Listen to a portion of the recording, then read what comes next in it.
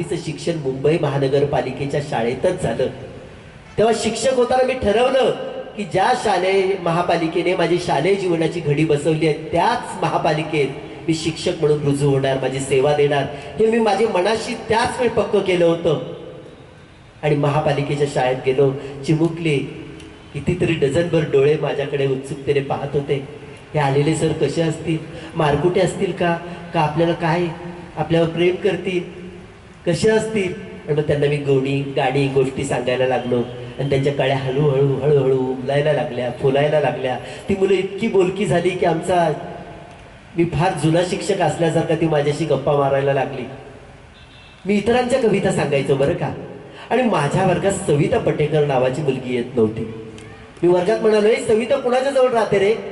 एक मुलगा पटकन उभं राहिलं. म्हटलं तिला सांग सरांनी नवीन वह्या पुस्तक आणलेत तुझ्यासाठी, तू उद्या शाळेत ये. त्या मुलांनी निरोप दिला, पण निरोपाचा काहीच मुलांना उपयोग झाला नाही. मी चिठ्ठी लिहिली की सविताने ताबडतोब शाळेत पाठवावं पालकांनी सविताला आणि तिला नवीन गणवेश देण्यात येईल. पण चिठ्ठीचाही काही उपयोग झाला नाही. त्यावेळेच्या आमच्या राष्ट्रीय पुरस्कार प्राप्त मुख्याध्यापिका सुहासिनी पार्टे त्या म्हणाल्या, सर तुम्हीच शाळा सुटल्यावर घरी जा, नेमकी काय अडचण आहे त्या मुलीची विचारून बघा, लक्षात घ्या. आणि मी ज्या मुलाला घर माहीत होतं त्याच्यासोबत घरी गेलो. माझी 7:10 ते 1:10 शाळेची वेळ. 1:10ची वेळ संपल्यानंतर त्या मुलाला घेऊन त्या मुलीच्या घरी गेलो. घर म्हणजे काय, असं छोटंसं गटार, तो बोळ, आणि त्या बोळात एक पाय इकडे टाकायचा, दुसरा पाय त्या गटाराच्या बाजूला टाकायचा, असं दिव्य करत त्या मुलीचं घर गाठलं. घर म्हणजे काय, 4 पत्रे, वरती सिमेंटचा पत्रा, दार म्हणजे 2 फळ्या, त्याला 2 लाकडी पट्ट्या, आणि दाराची कडीच गायब. कारण चोरण्यासारखं घरात काहीच नव्हतं. जमिनीचे पोपडे निघालेले, 4 अल्युमिनियमची भांडी.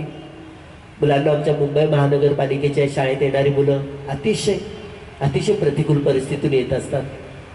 अनेक पालकांना त्या मुलाच्या इयत्ता माहीत नसतात, त्यांची तुकडी माहीत नसते. त्यांना एवढंच ठाऊक असतं की आपलं मूल शाळेच्या वेळेत सुरक्षित राहील, त्याला मधल्या सुट्टीत खिचडी मिळेल, शिक्षक त्याच्यावर प्रेम करतील, माया करतील. आणि अशा मुलांना घेऊन त्यांची बोलीभाषा जपत त्यांना प्रमाण भाषेकडे वळवायचं, त्यांची आनंदाची बाग फुलवायची. फार हे जरी महापालिकेच्या प्रत्येक शिक्षकासाठी चॅलेंज असलं तरी हे काम करताना खूप मनापासून आनंद मिळतो. तर मुलांना मी तुम्हाला सांगत होतो, सविता पटेकर माझ्या आयुष्यातली पहिली कविता. त्या मुलीला भेटलो, ती मुलगी एकदम घाबरली. म्हटलं कुठे आहे तुझी आई? ती मुलगी म्हणाली, आई गेली कामाला. कधी येणार? 3च्या सुमारास. म्हटलं आता थोडा वेळ वाट बघून या गोष्टीचा छडा लावूनच जायचं. पुन्हा बाहेर गेलो, त्या मुलाला घरी पाठवलं आणि 3च्या सुमारास मी त्या मुलीच्या घरी गेलो. आई आली होती. थोडासा माझा एवढा वेळ गेला होता त्यामुळे थोडासा आवाजाचा पट्टा वाढलाच होता. म्हटलं का हो तुम्ही मुलीला शाळेत पाठवत नाही, एवढी चिठ्ठी पाठवली, एवढा निरोप दिला. म्हणजे काय करू साहेब, सकाळी लवकर उठते, त्या मुलीला उठवते, स्वयंपाक पाणी करते, कामाला जाते. म्हटलं 7ची शाळा, त्याच्या आधी तुम्ही कामाला जाता म्हणजे कोणतं काम करता? ती बाई म्हणते, मी कचरा वेचायच्या कामाला जाते. लवकर गेले तर चांगले कागद भंगार हाताशी मिळतं, दुपारी ते विकते आणि पुन्हा 2 घास पोटात ढकलले की धुण्या भांड्याच्या कामाला जाते. म्हटलं हिची आई, हिचे वडील कुठे आहे? म्हणे हिचे वडील वारले, हिला आधार मी, मला आधार ही. वाईट वाटलं मला, माझा आवाज एकदम खाली आला. म्हटलं काही झालं, तुमच्या वाट्याला जे आयुष्य आलंय ते तुमच्या मुलीच्या वाट्याला आलं तर बरं वाटेल का हो? काही करा, याच्यातून मार्ग काढा, पण शिक्षण वाचून पर्याय नाही. तिला शाळेत आणा. दुसऱ्या दिवशी ती बाई कामाला न जाता मुलीला ओढत शाळेत घेऊन आली. मुलानं त्यावेळी जे काही मला वाटलं, ती बाई तिची अगदी हृदय पिळवटून तिची कहाणी सांगत होती. हे सगळं ऐकून मी खूप अस्वस्थ झालो बाळांनो. घरी गेलो आणि ते सगळं डायरीत शब्दबद्ध केलं आणि आयुष्यात पहिली कविता लिहिली. अगदी कालच लिहिल्यासारखी ती आजही मला लख्ख आठवते. ऐकायची आहे ती पहिली कविता तुम्हाला? माझ्या वर्गातल्या मुलीवरची. माझ्या कवितेचं शीर्षक सुद्धा होतं, सविता पटेकर सतत गैरहजर. ऐका, वर्गात घ्यायला ठेवून काकुळ तिला येऊन म्हणाली, यापुढे नाही राहायची घरी मास्तर, वर्गात घ्यायला ठेवून. मुलीचं नाव सविता पटेकर, वर्गात सतत गैरहजर. आई म्हणाली, रोज ही घरी त्रास देते आणि शाळेत जा म्हटलं तर अंगावर पांघरून घेते. रोज ही घरी त्रास देते, शाळेत जा म्हटलं तर अंगावर पांघरून घेते. खायला लिहायला मात्र चांगलं मागते आणि या त्या कारणावरून माझ्याशी रुसते. हिच्यासाठी काय काय करू, कुणाकुणाचे पाय धरू, 4 घरची धुणभांडी सुद्धा करते. त्या पोरीसाठी मरमर मरते. नवरा माझा गेला मरून. आईचं बोलणं पोट तिडकीनं, पण पोरगी मात्र डिम्म. नाव तिचं सविता पटेकर, वर्गात सतत गैरहजर. मी मुलीला म्हणालो, का ग शाळेत येत नाहीस? खरं सांग, मी तुला मारणार नाही. मी मुलीला म्हणालो, का ग शाळेत येत नाहीस? खरं सांग, मी तुला मारणार नाही. मुलगी काहीच बोलेना. मुलगी काहीच बोलेना. आईला आला राग. आईनं तिच्या गालफाडात मारलं आणि मुलीने आईकडं रागानं पाहिलं. मला वाटलं इथे चुकतं कोणाचं, ह्या मुलीचं की तिच्या आईचं, मास्तरांचं की इथल्या शिक्षण पद्धतीचं. मीही काहीसा निरुत्तर. सविता पटेकर, वर्गात सतत गैरहजर. मनापासून ठरवलं हिची समस्या शोधून काढावी. मनापासून ठरवलं हिची समस्या शोधून काढावी. अभ्यासाची पुस्तकं आणून तिला द्यावी. या लहानशा जीवाला आता आपण समजून घेऊ. या लहानशा जीवाला आता आपण समजून घेऊ. आपल्यातला अर्धा डब्बा रोज तिला देऊ. मनाशी सारं ठरवून एक एक विषय घेतला. खेळ गाणी गोष्टींचा तासयाच घेतला. दुसऱ्या दिवशी वर्गात गेलो, हजेरी घेतली, नाव पुकारलं. दुसऱ्या दिवशी वर्गात गेलो, हजेरी घेतली, नाव पुकारलं, सविता पटेकर. पण मुलं म्हणाली गैरहजर. माझं मन सुन्न झालं.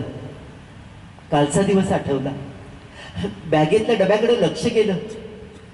टेबलावर तिच्यासाठी पुस्तकं होती. या पुस्तकात तिचं आता कसं शोधू उत्तर?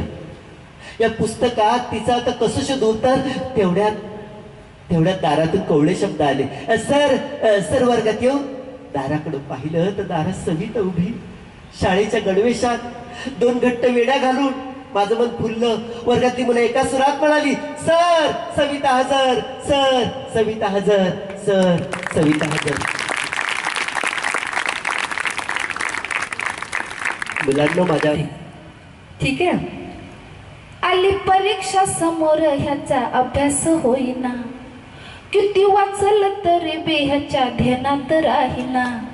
ह्याला गणित येईना, ह्याला इंग्लिश येईना. समद्या पोरात ह्योलय जोरात मार खातो या. असा मार खायचाय का? नाही. दुसरे छान गाण्यांनी ते ऐकत राहावं असं वाटतंय. पण माझ्या एका मैत्रिणीने मला दुसरंच काहीतरी सांगितलं. तिला तिच्या सासूचा राग आला असेल. हो, मला काय त्याच, माझा काय दोष. तिनं काय सांगितलं बघा. पुढचं काय? नाचू किती कंबर लचकली. ती काय म्हणाली? हसू किती सासू गचकली. आंघोळीला गेली होती तिथंच पिचकली. तिथंच पिचकली. अरे हसताय की तुम्ही? मला वाटत होतं हसायलाच येत नाही का काय साताऱ्यातल्या मुलांना. तर अशा सगळ्या गमती जमती सुरू राहतीलच. आणि आम्हाला अभ्यासात काही छान छान कविता होत्या ज्या शांताबाईंचा उल्लेख शांताबाईंनी दिले. हिरवी झाडी, पिवळा डोंगर, निळी सावळी दरी, बेट बांबूचे त्यातून वाजे वाऱ्याची पावरी. कभिन्न काळ्या खडका मधुनी. साताऱ्याचं तुमचं दृश्य नजरेसमोर आहे ना, सगळीकडे हेच असतं जिथं पाऊस जास्त आहे. कभिन्न काळ्या खडका मधुनी फुटती दुधाचे झरे. संतपणाने गिरक्या घेती शुभ्र शुभ्र पाखरे. सोनावळीच्या सोन फुलांचा बाजूस ताफा उभा. सोनावळीच्या सोन फुलांचा बाजूस ताफा उभा. उडती, असं काहीतरी ओळ आहे. उडती भिडती नभा. शुभ्र पाखरांचा थवा, उडती भिडती नभा, अशी कविता आहे. हे सगळं ऐकल्यावर काय वाटतं? आता सरांनी किती छान गोष्ट सांगितली. ह्याचा तुमच्या वयोगटाला सांगायचं तर एकच गोष्ट, साहित्य माणसाला आनंद देतं आणि आयुष्यावर प्रेम करायला शिकवतं. त्याच्या पुढचं जे आहे ना ते बाळांनो आत्ता तुमच्या कक्षेत नाही आणि ते तुम्हाला सांगायचं नाही. तर एक छान कविता ऐकूया आणि ह्या कार्यक्रमाची माझ्या वतीनं मी सुरुवात करते. सरांनी तर फार दमदार सुरुवात केलेली आहे. ते ओपनिंग बॅट्समन इकडे आहेत बरं का. मी अशी ह्या बाजूला का बसले तुमच्या लक्षात आलं असेल. तर झाडं आवडतात. साताऱ्यातल्या वेगवेगळ्या शाळांमधून आलेल्या कोणी विद्यार्थ्यांसाठी माझी ही कविता. गोष्ट झाडांची. ऐका हो ऐका हो ऐका हो गोष्ट झाडांची. ऐका हो ऐका हो ऐका हो गोष्ट झाडांची. कळ्यांची, फुलांची, पानांची गोष्ट झाडांची. ऐका हो ऐका हो ऐका हो गोष्ट झाडांची. कळ्यांची फुलांची पानांची गोष्ट झाडांची. पिंपळाचं झाड डेरेदार सावली देत गारेगार. पिंपळाचं झाड डेरेदार सावली देत गारेगार.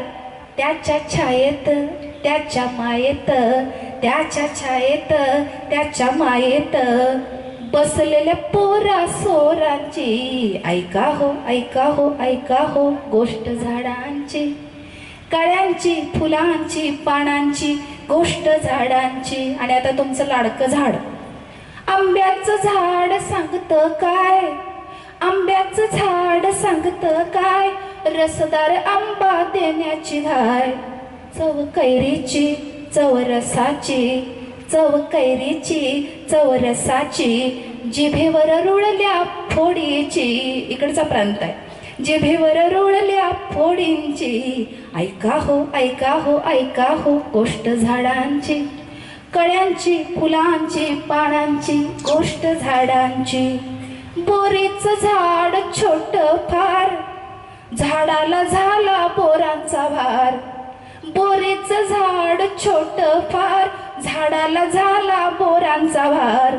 थोडी तुरट थोडी आंबट, थोडी तुरट थोडी आंबट, आठवण जशी आजीची ऐका हो ऐका हो ऐका हो गोष्ट झाडांची. कळ्यांची फुलांची पानांची गोष्ट झाडांची. चिंचेचं झाड खुणावत तोंडाला भारी पाणी सुटत. चिंचेचं झाड खुणावत तोंडाला भारी पाणी सुटत. खावाची गुर खावा मोहर, खावाची गुर खावा मोहर, शोभा फांद्या फांद्यांची ऐका हो ऐका हो ऐका हो गोष्ट झाडांची. कळ्यांची फुलांची पानांची गोष्ट झाडांची. आणि आजच्या पर्यावरणाच्या समस्येवरचं उत्तर. इथली माती संपली तर, इथलं पाणी संपलं तर, इथली माती संपली तर, इथलं पाणी संपलं तर, कसे जगणार काय खाणार, कसे जगणार काय खाणार. म्हणून लागवड करूया झाडांची ऐका हो ऐका हो ऐका हो गोष्ट झाडांची. कळ्यांची फुलांची आणि साताऱ्यातल्या पोरांची. धन्यवाद.